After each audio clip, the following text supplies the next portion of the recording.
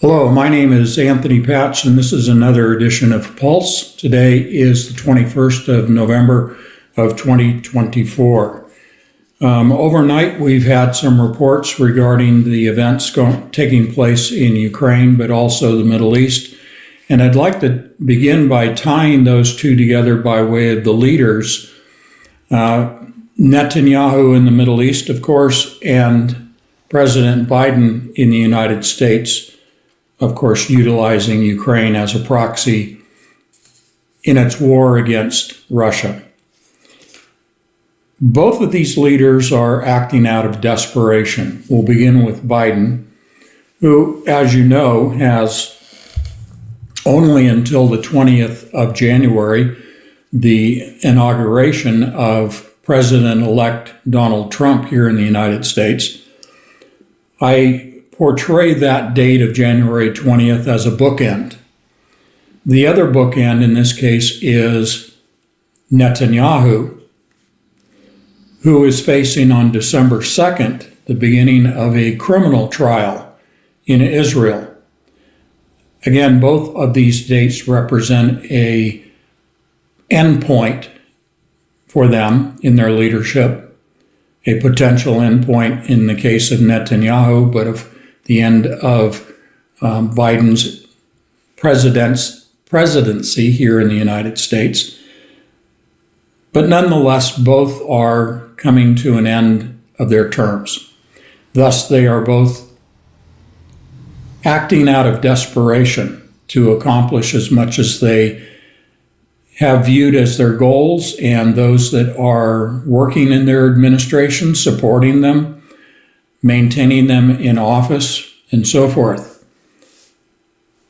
For Biden, it appears that he is trying to create as much chaos with respect to Ukraine prior to the end of his presidency, leaving this chaos for the next administration, the Donald Trump administration. There are many other factors in terms of what is precipitating the actions by Biden. And one of those actions, of course, was the approval this week for the use ostensibly by Ukraine, but of course these are U.S. forces, boots on the ground, operating long-range missile systems, the ATACMS that we highlighted earlier in our last Pulse video. The response by Putin has been that this is lowering the threshold for their employment of nuclear weapons. Now, they have made it very clear on the Russian side that they do not want to use nuclear weapons. They don't necessarily need to. They have the conventional weapons to achieve whatever goals they have with respect to the defense of Russia by their special military operation in Ukraine. These are conventional weapons, conventional warheads. We'll come back to that in a moment. But focusing upon the Army tactical missile systems that were authorized earlier this week by President Biden for use in Ukraine with targets within Russia. These missiles have a range of about 190 miles. They targeted areas in the Kursk region and struck there with, by reports, some 5 missiles were launched. According to Russian reports, 5 were intercepted and destroyed. The 6th was intercepted, partially destroyed, but again landing on the weapons depot, which was the primary target in that attack. Since then, the United Kingdom launched from Ukraine into Russia several. There's a non-specific and unclear number, somewhere from a half a dozen to 10 Storm Shadow cruise missiles into Russia. The response by Russia now has been with a conventional, and in just the last hour or so, it's been identified and reported as a single missile launched by Russia that was identified as an experimental class missile of a medium range ballistic design, not an intercontinental ballistic missile as was earlier reported. Nonetheless, this was a conventional warhead. It was utilized and targeted at the city of Dnipro, D-N-I-P-R-O, and this is on the Dnieper River. We'll come back to the river in just a moment. The Dnieper River runs north to south, roughly bisecting east and west Ukraine itself. So at the southern end of the river is the city of Dnipro, D-N-I-P-R-O. That's the target for this conventional warhead, experimental mid-range missile, just one, that was launched by Russia against Ukraine. At this point, it's not clear as to why this particular city was targeted. I'm sure that will be revealed in the coming days. But the emphasis here is that it is not an ICBM. An ICBM, by size and capability, is certainly a very expensive weapon. So to use this in a conventionally equipped, conventional warhead equipped arrangement really seems to be an overkill. So this leads me to my conjecture, my expectation as to what is next on the part of Russia. I do believe that they will use an intercontinental ballistic missile, again in a medium range capacity rather than a 1,600 to 2,500 mile range, which typically ICBMs have that range, upward and extending in a strategic application as far as 6,000 miles. If it was hypersonic, it would be 10,000 miles in range. But if we focus upon an ICBM being used, what warhead would it be equipped with in this conjecture that I offer to you? There has been some discussion about a thermobaric bomb, a thermobaric weapon, being used against the capital city of Ukraine, Kiev, such that a thermobaric bomb is often euphemistically referred to as a vacuum bomb. Essentially, this is a bomb that detonates as an airburst over a target, widely dispersing very small fragments of aluminum. The aluminum cloud is then ignited by an explosive from the missile, from the warhead, and this causes an instantaneous combustion of the atmosphere itself, thus the vacuum effect. This also results in a tremendous pressure wave similar to that of a small yield, low yield tactical nuclear weapon. Without the need to open that Pandora's box of a nuclear weapon being used, Russia can achieve much the same military effect, tactical effect, using a thermobaric bomb targeting Kiev. Now, why would they target the capital city? I think you can appreciate that most of those in leadership positions in the Ukrainian government are no longer in the capital city but have dispersed. But it would be more of a psychological effect by destroying a large portion of the city, which of course would kill hundreds of thousands and thousands, perhaps several million civilians. It would be a psychological effect not only on the civilian population, but upon the Ukrainian armed forces. I think the intent, in my conjecture here, the intent is psychological on the part of Russia so as to force this surrender by the Ukrainian military. Essentially, that they break ranks, they desert their posts, and they attempt to return to their homes. I think this is Putin's version of a ceasefire. I would expect tomorrow or the next day that this is the event that would unfold in Ukraine. I do not paint or include Putin in the category of a desperate leader as I do with Biden and Netanyahu. Biden wants to, and it's not necessarily him personally, we can all appreciate that.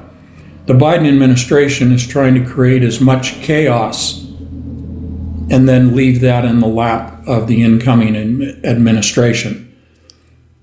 To drill down just a layer, I think one of the primary motivating factors for this creation of chaos, this expenditure of the remaining $7 billion that has been allocated by U.S. Congress for Ukraine, the majority of that money that the administration has openly stated that they want to spend before January, of course, goes into the military-industrial complex here domestically to replenish that which has been expended in Ukraine and that which is en route to Ukraine between now and January, and also not only to replenish but to increase the stockpiles. There's been, the presidential military drawdown, and we have discussed this at length in our August edition of Entangled magazine. But nonetheless, this is driven by money that influences the political leaders here in this country. And therefore, Biden and his handlers are financially motivated to expend the $7 billion remaining to perpetuate the war, to escalate the war, to create this chaos between now and January. And when you look at political events and military events, that's a long period of time. A great deal can unfold between now and January. I want to emphasize at this point that, at least in my estimation, I do not, and I think this is shared by many of the analysts examining Russia and Putin in particular, and the military leadership, Russia does not want to employ even low-yield tactical nuclear weapons. It would only be in the extreme threat against Russia that Putin has stated that they would consider the use of tactical nukes. Now, the issue here regarding the authorization of long-range missiles, the employment now of long-range missiles by two NATO countries, the United States and the United Kingdom.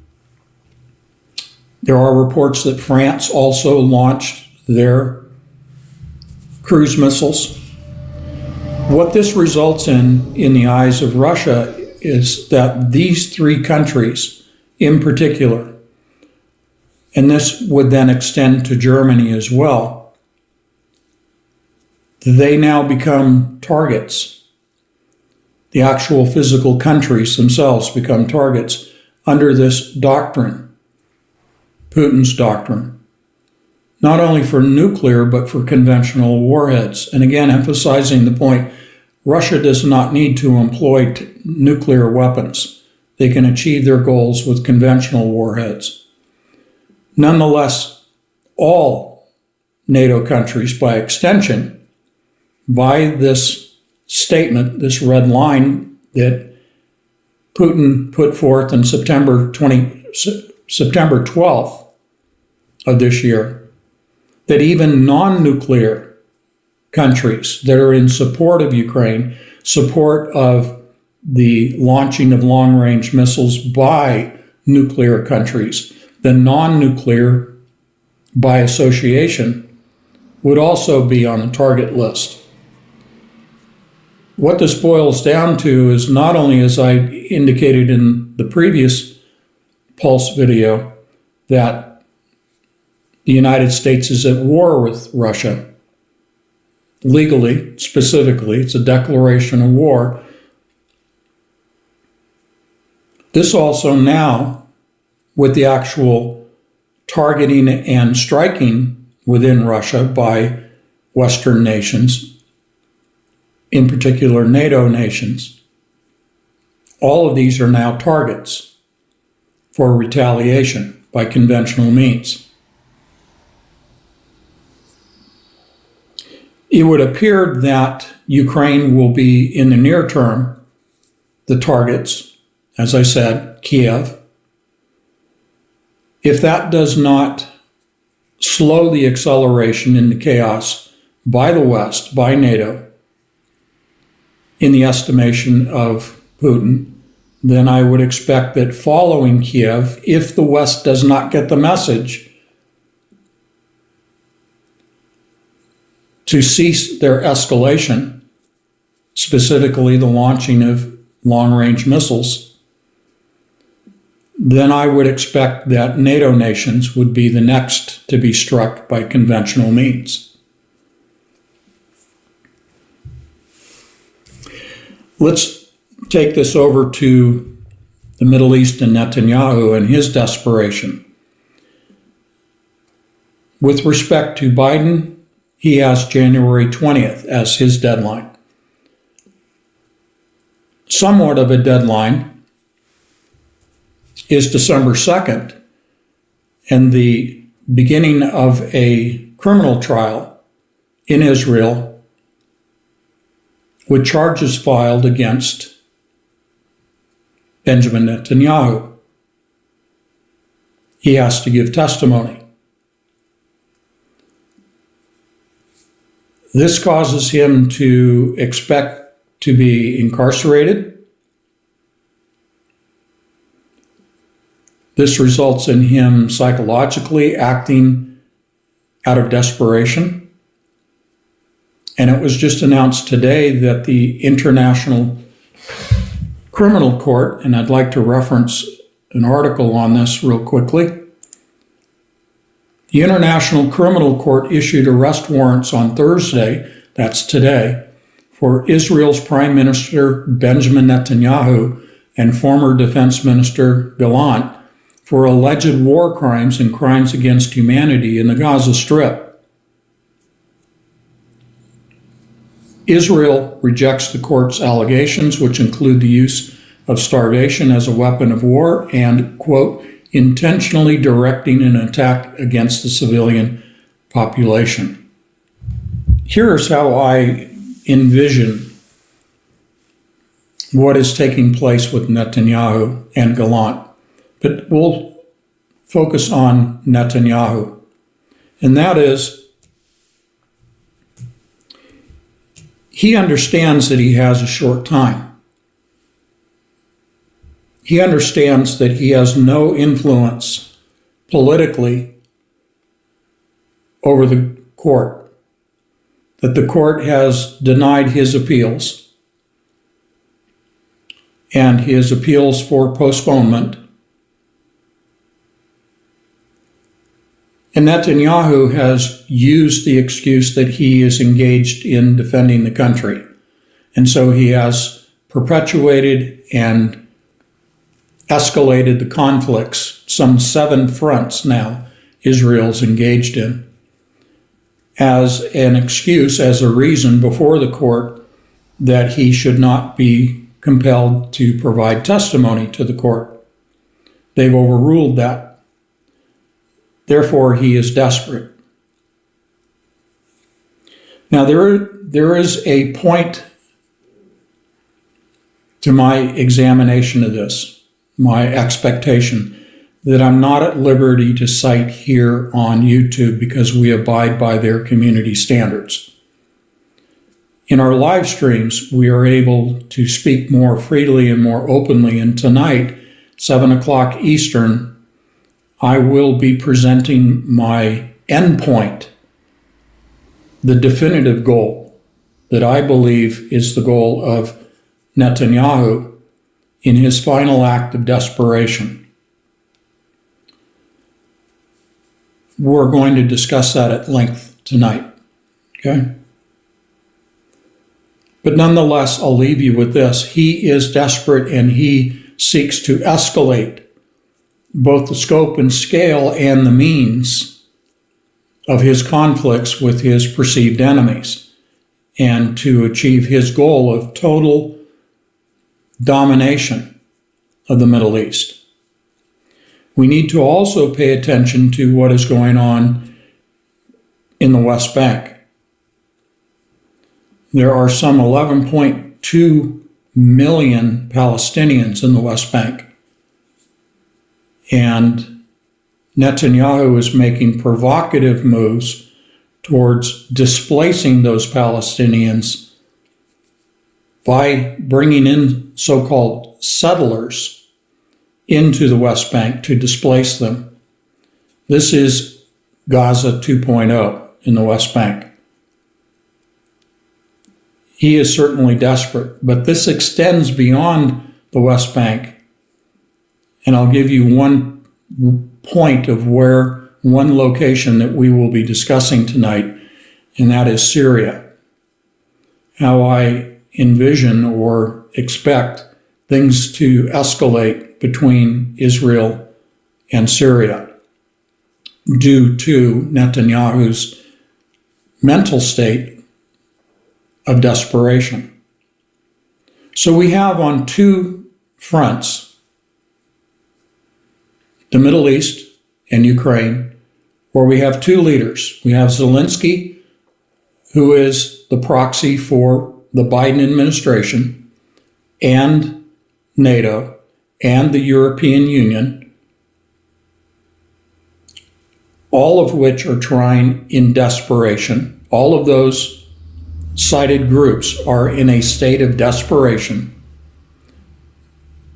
And they are because there is now a new president of the United States that has been elected, that wants to bring peace to the region. And as I just illustrated for the Middle East, Netanyahu is desperate, and those in his administration are desperate. In the near term, meaning between now and December 2nd, I think in both regions, because they are tied, before December 2nd, we are going to see major escalation on the part of the United States and Israel. They are tied because of the obvious support of the United States for the activities in Israel. And somewhat conversely or inversely, Israel is directing the United States foreign policy and use of their military to achieve Middle Eastern goals by way of Israel. But indirectly, Israel is also coming against Russia by way of the United States, and the United States using Ukraine as a proxy against Russia. It's almost as if you can make a complete circle, beginning in Israel to the United States, to Ukraine, to Russia, and from Russia over to Iran, and back to Israel. And again, I'll elaborate on that circle tonight during the live stream. But the short version is Russia and Iran have now formally signed a mutual defense pact. Israel attacking Iran results in Russia coming to the aid of Iran. Thus, anything that Israel can do by way of the United States, by way of Ukraine, to weaken Russia, weakens Russia's ability to come to the aid of Iran, should and if Israel choose to directly attack Iran. Again, I'll cite this tonight in the live stream, but I do not expect Israel to attack directly. Do not expect them to directly attack Iran. We'll elaborate on that tonight as well. This is a very sobering time. We need to take this very seriously, not in a spirit of fear, but we need to take this very seriously in understanding the mindset of those, not just Netanyahu and Biden individually, but those in their administrations, that these administrations are desperate. And I don't think this is lost on the administration in Russia or Iran. I think from the Russian perspective, they are simply trying to continue their push across Ukraine. Even indications today that they are accelerating their push, their move westward to the Dnipro River, which, as I said, runs roughly north and south, bisecting east and west Ukraine. At the northern end of the river is the capital city of Kiev. And this forms a dividing line for Russia to move to that extent and then stop their progress. I believe that Russia wants to maintain the status quo with minimal losses on their side, minimal escalation on the part of ground troops that are put at risk, with the expectation that Donald Trump is coming in on the 20th of January and will be sworn in and take office on the 21st, and that he will begin negotiations with Putin to seek a peaceful settlement. And this is what Russia wants. They have no desire to move further west. They certainly have no desire to attack Europe itself. There are many reasons for that. But they will maintain the ground that they have gained up to the Dnipro River. They've made that very clear. So, in closing, I would invite you to join us tonight through anthonypatch.com. There are a great many more details that we like to provide that, again, we're not at liberty to provide here right now. I would like to leave you with one little note that you can look up on your own, but there were 2 internet cables that were cut between Lithuania and I believe it was Germany. Anyway, there were 2 major internet cable systems in Europe. I don't have them on my notes here real quickly here. I don't think, no. But there are 2 internet cables that were cut, and we'll detail this tonight. But this is an indication, this is a warning by way of Russia that pretty much at will, they can deny Europe, which means NATO, internet service.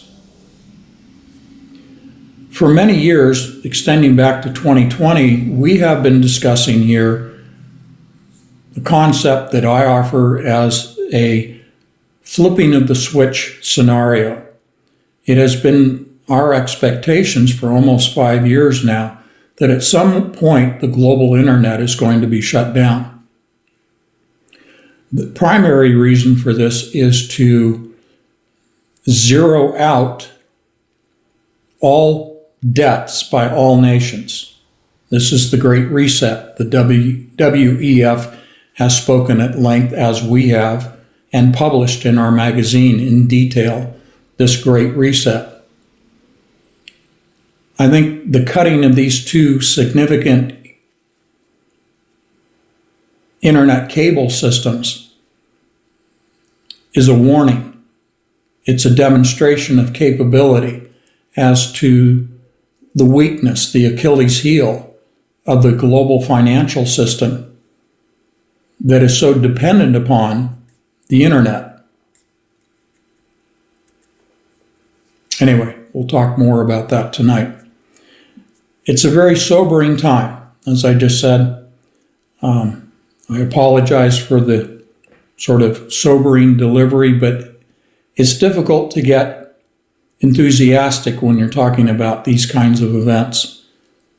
Could this lead to World War III, as many are trying to say or even warn? I doubt it. I don't think at this point. I think we are looking at two desperate leaders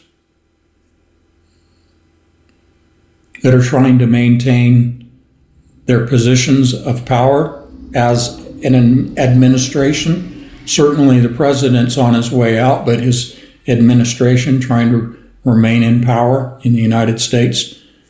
And Netanyahu himself personally staying in power in the Middle East. But each do provide the backdrop, the probability, the specter of tactical nuclear weapons being employed, which then opens Pandora's box that in perhaps an hour's time, the entire world could find itself engaged in nuclear warfare.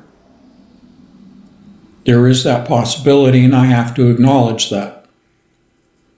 But I don't expect that in the near term. I think things will remain at the conventional level.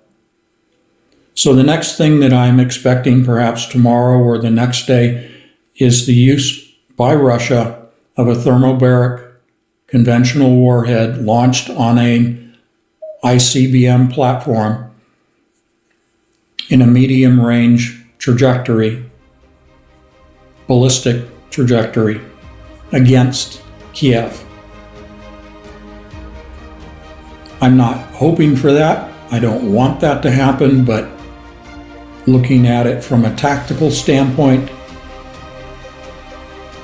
and the fact that it delivers a profound message to the Ukrainian troops to stand down, and perhaps a way to get through, in particular, to the U.S. administration, that Russia is not bluffing. God bless you all.